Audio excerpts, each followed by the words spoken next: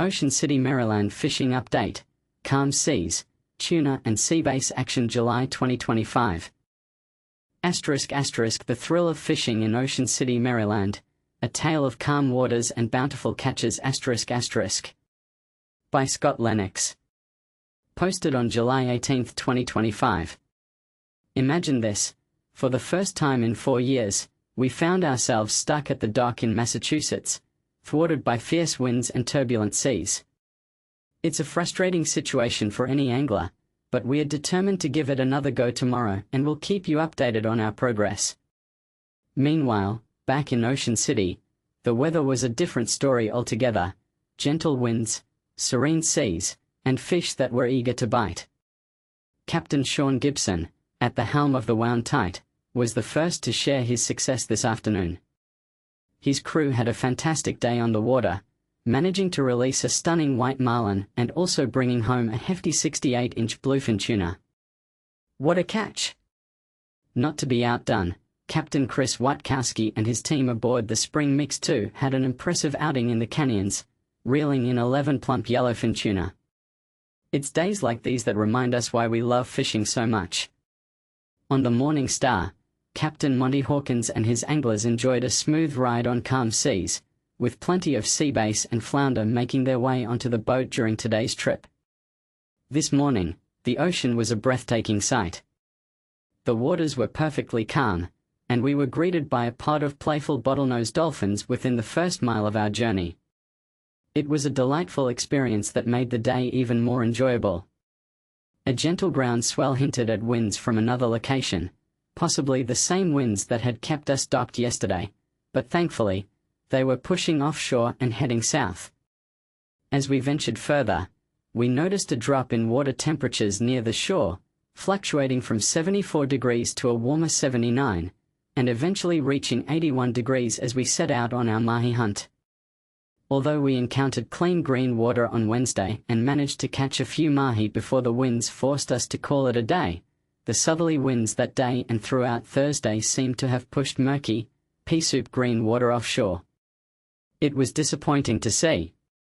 As we moved from spot to spot, venturing further out, the water remained green. I recently came across information indicating that the waters of the Chesapeake are experiencing hypoxia, or low oxygen levels, due to the spring rains. While that may be their explanation, I can't help but think that the decline of oysters plays a significant role in this issue. There are indeed more oysters now than in many years, thanks to the addition of rock to Maryland's list of approved oyster substrates, which has led to successful restoration efforts. However, judging by the deep green waters we encountered, it's clear that we need a lot more oysters to help improve the situation. Unfortunately, our quest for mahi was unsuccessful today. Even in the very spots where I had caught 2 mahi and spotted nearly 2 dozen more just last Saturday, we found ourselves out of luck. The water was so murky that we couldn't even see our baits 3 feet down, despite using white or chartreuse bucktail skirts. Captain Dave informed me that this green water extends all the way to the Baltimore Canyon. What a letdown! In between our attempts to catch mahi, we made a few drops for seabass, but it seems they are still recovering from the cold shock. We managed to catch only a handful, but I was fortunate enough to snag enough for a sashimi dinner for myself. The bite was incredibly light, almost tepid. We also saw a couple of red hake, or ling, and a few fluke made it over the rail as well. Perhaps a few days of easterly winds could help improve the conditions. The forecast calls for easterlies on Tuesday and Wednesday, so let's hope it's enough to turn things around. Tomorrow, I plan to focus more on flounder fishing. Cheers. Monty. Sashimi my way, raw sliced sea bass with gochujang hot and sweet sauce, sweet Thai chili, soy sauce, wasabi, and seaweed salad. But here's where it gets controversial. Are we doing enough to restore the oyster population, or is the focus on other factors like rainfall and hypoxia misplaced? What do you think? Share your thoughts in the comments. Pancake calm fishing, Ocean City, Maryland. Ocean City, Maryland fishing started unexpectedly, thanks to a mild breeze that left the day's work behind. Captain Monty Hawkins of the Morning Star caught some fish but returned early, leaving his crew to explore further. The morning was filled with activity as Jeff and Marty sent blocks along the stern rail, where they planned to set a special pyramid later. Nosed around during a search for a school of mahi, finding themselves close to a favorite hang but unsure if Seabass were cooperating. No joy on mahi, they noted, but I felt close to a spot where we could see Seabass. The first drop was promising, with one nice catch, but the day proved challenging. With only a few singles and a couple of lingfish, they tested the bite and hauled an anchor before continuing their hunt. The forecast for tomorrow shows gusts up to 30 knots, while another site has 25 wind speeds. Still, the day looked good, perhaps a time to rest and do a maintenance oil change. Shall we meet again soon? But here's where it gets controversial. Captain Dave Caffrey of On the Run had a successful day fishing flounder, with keepers working in the ice. David Moore from Assateague Surf caught croaker, spot, kingfish, and even a surprising pompano. After some research, they found more flounder in the East Channel. Check it out. And this is the part most people miss. Captain Monty offered $100 off another mahi trip, hoping to attract clients who might appreciate the savings.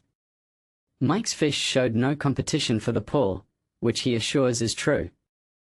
Tomorrow's forecast includes winds up to 30 on one site, and 25 on another, likely slick calm. Still, looking forward to a good day, perhaps a time to sleep and do an oil change. Thought-provoking questions. Should fishing trips be adjusted for weather conditions to avoid client disappointment? What could be the alternative to the discounted trip? Is there a reason to believe the current forecast will lead to better results than expected? 9 pounds giant flounder and marlin fishing in Ocean City, Maryland, personal best. Imagine the thrill of reeling in a massive fish while surrounded by friends and family. This is the essence of fishing adventures. Recently, I returned from an incredible outing on the Katy Bay, helmed by Captain Gordy, alongside my friends Kevin Twilley, Mike, Micah, Chris, and Zach. We set our sights on the Nantucket Shoals, targeting fluke, commonly known as summer flounder. Our efforts paid off handsomely as we managed to catch our limit of hefty fish, including several impressive specimens weighing between 5 to 7 pounds. To top it all off, I proudly secured the fish pull with my personal best flounder, measuring an impressive 29.5 inches and tipping the scales at 9 pounds. What a memorable trip it was! Meanwhile, the Marlin crew, led by Captain Mark Hughes and his family, also enjoyed a remarkable day on the water. The kids had a blast, successfully releasing 2 white marlin and landing a yellowfin tuna, which surely added to their excitement. Not to be outdone, the Boss Hog team, under Captain Brian Porter, had a fantastic day as well, bringing in a substantial haul of yellowfin tuna. They even managed to capture a fun photo in the pouring rain at Sunset Marina, showcasing their dedication to the sport despite the weather. Captain Jason Mumford of Lucky Break had a series of successful trips, with clients returning home satisfied after catching keeper flounder and a tall dog, which is always a delightful surprise. Rich Dacre and Kenny Chun ventured into the ocean's structure today, successfully catching their limit of flounder along with a nice triggerfish, demonstrating the variety of fish available in these waters. On the Morning Star, Captain Monty Hawkins faced challenging conditions during today's trip. The day began with dark grey skies and intermittent drizzle, making for a less than ideal departure. We set off towards our newly sunk barge at Ringmaster's Reef Group, where Moms Sarah and Jonah deployed a small block unit on the barge's concrete deck. This is just the first of many such initiatives to come. As we moved eastward, the rain intensified at times, but my radar indicated that we would likely see clearer skies just as we began fishing, and we did. However, the wind, which was forecasted to be around 10 knots, turned out to be much stronger, creating quite a stir for a summer crowd. We fished diligently, moving from spot to spot, but many of the smaller areas I hadn't yet tried this year, which are usually productive, yielded little to no results. We did manage to catch a few short fluke, red hake, some throwback sea bass, and a handful of keeper sea bass. Carlos, who was working the Saturday rail solo, didn't take any pictures while fishing, which is a shame because there were some great moments. Around 11:15, the SSE winds began to calm down. Just as I was anchoring over a large wreck, the wind shifted to SSW, and almost immediately, the seas began to settle. While this didn't significantly improve our catch, I suspect it brought some relief to a few queasy stomachs on board. Despite our hard work throughout the day, the rewards were minimal. However, Amy had something to celebrate with her pull-winning sea bass, which was a highlight amidst the challenges. Interestingly, the rain held off while we were fishing, only to unleash a downpour as we tied up at the end of the day. We'll be back at it again tomorrow, hoping for better luck. Cheers, Monty. But here's where it gets controversial. What do you think about fishing in less than ideal weather conditions?